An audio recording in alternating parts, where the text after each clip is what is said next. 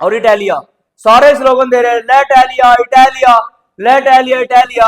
उन पीजेंट्स को पता है क्या लगा कि जो किंग है ना, किंग, उसकी वाइफ का नाम है लेटेलिया इटालिया, उनको लेने जा रहे हैं, स्पेन के लोगों ने उनको बंदी बनाया हुआ है। तो वहां पे इलिटरेसी रेट इतना हाई था, अनपढ़ इतने थे, उनको पता ही नहीं, लेटेलिया इटालिया कभी सुना ही नहीं। उनको लगा ये जो किंग है ना बेचारे, इनकी वाइफ को लेने जाना है, जल्दी जल्दी चलो आगे, लेटेलिया इटालिया। तो स्टूडेंट्स आज हम करने वाले हैं यूनिफिकेशन ऑफ इटली पूरी डिटेल में। लेकिन मैं पहले आपको 30 सेकंड में करवाता हूं कि इटली यूनिफाई कैसे हुआ था। तो इटली का मैप दिख रहा है आपको 1860s में, और Italy was fragmented into 7 states. Italy के 7 पार्ट थे, जो 7 में से बस एक पार्ट बचा था इटली के पास। बाकी पार्ट्स पर जो आउटसाइडर थे उनकी कैप्चरिंग थी, उन्होंने कब्जा किया हुआ था। और मेन थे वो 3, एक जो ऑस्ट्रिया कंट्री था, और यहाँ के जो किंग थे वो थे हैब्सबर्ग एम्पायर, किंगडम का नाम है। सेकंड पार्ट था पोप के अंडर में, जो सेंटर पार्ट था पेपर स्टेट बोलते थे जिसको। और थर्ड पार्ट जो था ये वाला किंगडम ऑफ टू सिसिलीज, ये अंडर था स्पेन के। बस इटली के पास ये पार्ट था सर्डिनिया पिडामोंट का, और यहां के किंग का नाम था विक्टर इमैनुअल टू। तो इनके ऊपर रिस्पॉन्सिबिलिटी थी पूरे इटली को यूनिफाई करवाने की। तो अब हम 2 पर्सन को इंट्रोड्यूस कर रहे हैं। फर्स्ट है इनका चीफ मिनिस्टर कैवूर।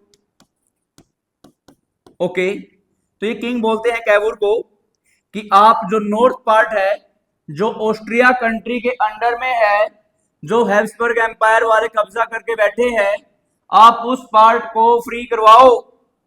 तो जो काबुल होता है उनका चीफ मिनिस्टर, वो फ्रांस कंट्री के साथ एक अलायंस करता है, डिप्लोमेटिक टैक्टफुल अलायंस, और फ्रेंच पीपल की हेल्प से ऑस्ट्रियन हैब्सबर्ग एम्पायर को भगा देता है वहां से, और इटली में इस पार्ट के ऊपर वापस से इनका ये कब्जा कर लेते हैं वापस से, ये उसको मतलब मिल जाता है इनको।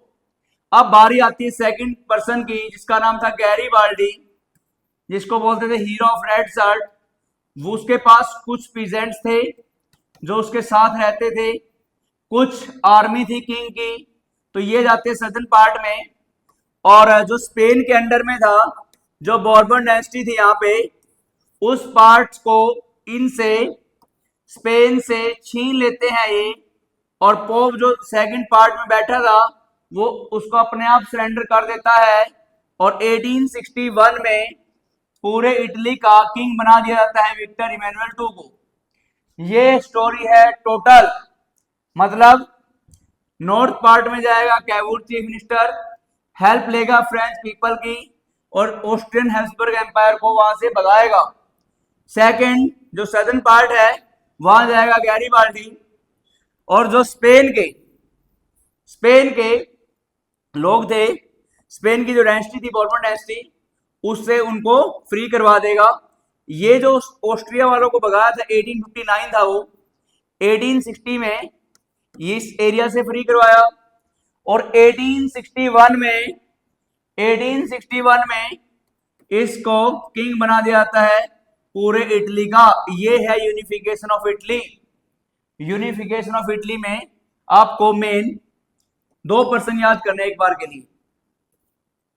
कैवूर वो जाएगा नॉर्थ पार्ट में, फ्रेंच पीपल की हेल्प लेगा वो, ओके, और ऑस्ट्रियन हैब्सबर्ग एम्पायर को वहां उनको लोगों को वहां से फ्री करवा देगा, और इटली के अंडर में ये पार्ट आ जाएगा, ऑस्ट्रिया वालों को भगाएगा।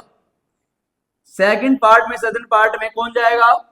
गैरीबाल्डी, जैसीपी गैरीबाल्डी, वो पीजेंट्स की हेल्प लेगा, और जो किंग की आर्मी थी, ट्रूप्स थी, उनकी हेल्प लेगा, और इस पार्ट को फ्री करवा देगा।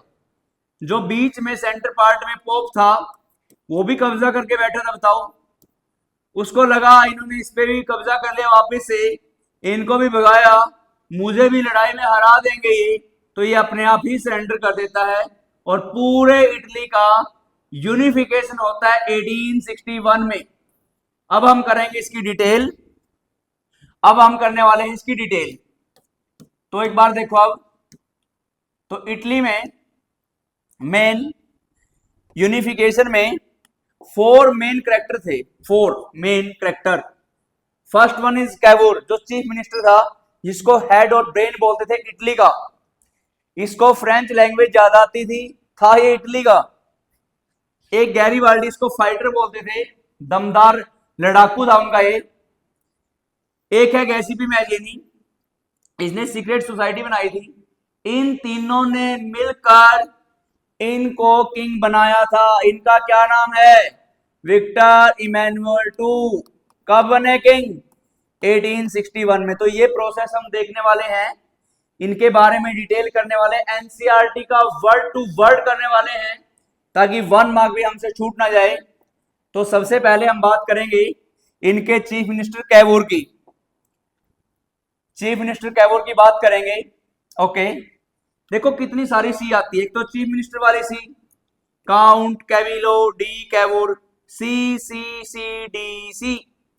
Chief minister count Camillo di Cavour, ये नाम था इनका। इनको बोलते थे इटली का ब्रेन, हेड।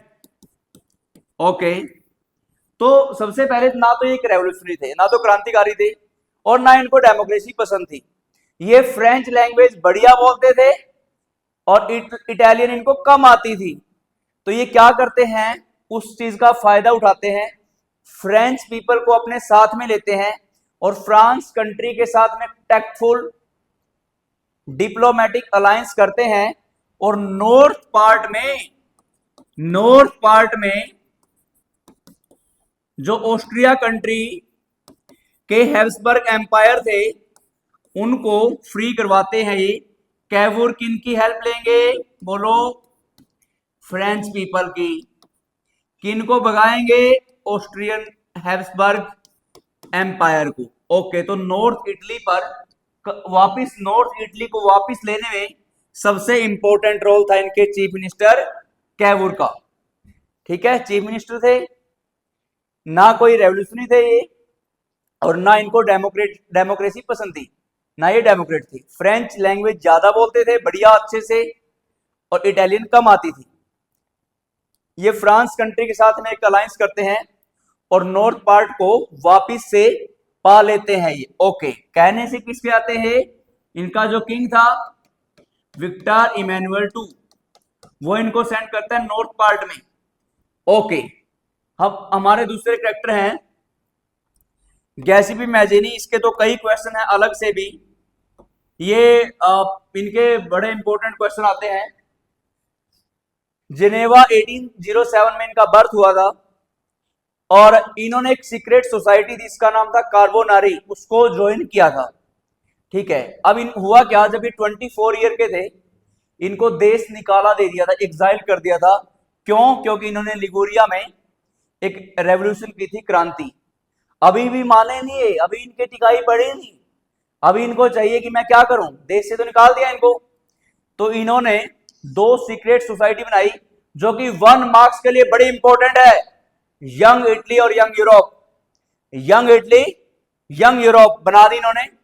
यंग यूरोप बनाई थी बर्न में, जो स्विट्जरलैंड की कैपिटल आज के टाइम में, और यंग इटली बनाई थी मार्सेल में। ठीक है, एक ड्यूक मैटरनिक थे, जिन्होंने ट्रीटी ऑफ वियना को होस्ट भी किया था 1815 में। वो बोलते थे समाज के लिए सबसे बड़ा खतरा पता है कौन है? ये। तो ड्यूक, एनसीईआरटी लाइन है, ड्यूक मैटरनिक इनको मोस्ट डेंजरस पर्सन मानते थे, कि ये समाज के लिए सबसे बड़ा खतरा ये है। इनका भी बड़ा रोल था, लेकिन ये यूनिफाई नहीं करवा पाए थे। मतलब ऐसे मान के चले कि इंडिया के भगत सिंह थे ये। भगत सिंह को फांसी कब हुई थी? 1931 में। इंडिया को इंडिपेंडेंस 1947 में मिली, 1947 में मिली। तो अब कोई बोले कि उनका कोई रोल नहीं था, उनका रोल था, उनका रोल था। तो इनको बोलते थे इटली का हार्ट, और कैवूर को क्या बोलते थे? हेड। तो गैसीपी मैजेनी क्या है, सुनो। 1807 में इनका बर्थ हुआ जिनेवा में। ओके, और इन्होंने एक सीक्रेट सोसाइटी ज्वाइन की, कार्बोनारी। लिगुरिया में इन्होंने 1831 में, जब ये 24 साल के थे, एक क्रांति की और देश निकाला दे दिया, इनको एक्साइल कर दिया। फिर वहां जाके इन्होंने सीक्रेट सोसाइटी बनाई, बाहर जाकर सीक्रेट सोसाइटी बनाई दो, यंग इटली और यंग यूरोप। और ड्यूक मैटरनिक ने इनके बारे में क्या बोला था, समाज के लिए सबसे बड़ा खतरा ये है। ओके, ये हो गए हमारे सेकंड करेक्टर। अब आते हैं हम थर्ड पार्ट के बारे में, थर्ड करेक्टर के बारे में, जिनको बोलते हैं लड़ाकू फाइटर। फाइटर है इटली के, इनको बोलते थे हीरो ऑफ रेड शर्ट, गरीबों का मसीहा। गरीब लोग इनके साथ में थे, पीजेंट्स हो, वर्कर हो। तो गैरीबाल्डी को हम याद कर सकते हैं स्पेलिंग से, गैरीबाल्डी। गैरीबाल्डी की स्पेलिंग में ही गरीब आता है। सुनो अब, इन्होंने इटली का जो सदर्न पार्ट था, जो स्पेन के अंडर में था, और स्पेन में बोर्बन डायनेस्टी थी, किंगडम ऑफ टू सिसिलीज थी। मैं बताता हूं, देखो आपको, जैसे ये इटली है, इटली का जो नॉर्थ पार्ट था वो फ्री करवाया था इनके चीफ मिनिस्टर कैवोर ने। जो सदर्न पार्ट था वो फ्री करवाया था गैरीबाल्डी ने। ठीक है, कैसे? इनके पास एक तो लोकल पीजेंट्स थे, इनके साथ रहते थे, और एक किंग की जो आर्मी रेगुलर ट्रूप्स थी वो ले जाते हैं 1860 में, और जो स्पेन के किंग थे उनको वहां से भगा देते हैं। और 1861 में तो क्या हो जाता है, इटली का यूनिफिकेशन। ठीक है, इनको हम SSB से याद कर सकते हैं, SSB सुना होगा आपने इंट्रो के बारे में। कैसे याद करेंगे इसको? सदर्न इटली में किसकी डायनेस्टी थी? स्पेन की। स्पेन ने कब्जा किया था, बोर्बन डायनेस्टी थी। सदर्न पार्ट में स्पेन ने कब्जा किया था, बोर्बन डायनेस्टी ने। जाता कौन है? गैरीबाल्डी। किसको लेकर? पीजेंट्स को और ट्रूप्स को लेकर, और उनको वहां से फ्री करवा देता है। अब मोस्ट इंपोर्टेंट बात, मजे की बात यह है कि इसके साथ जो लोग थे ना, वो इलिटरेट थे, अनपढ़ थे, उनको नहीं पता था क्या किस काम के लिए जा रहे हैं। जब ये उनको पीजेंट्स को साथ में लेकर गया ना, देखो मैं तुम्हें एक बात बताता हूं अभी इंटरेस्टिंग। जब ये साथ में लेकर गया ना, तो लोग पता है ऐसे स्लोगन देते थे, जैसे इंडिया में थे भारत माता की जय। वो पता क्या करते थे? वो बोलते थे लेट एलिया और इटालिया। आगे आगे आर्मी थी राजा की, ठीक है, फिर गैरीबाल्डी, ओके, और फिर थे पीजेंट्स इसके साथ में। और वो स्लोगन क्या दे रहे थे?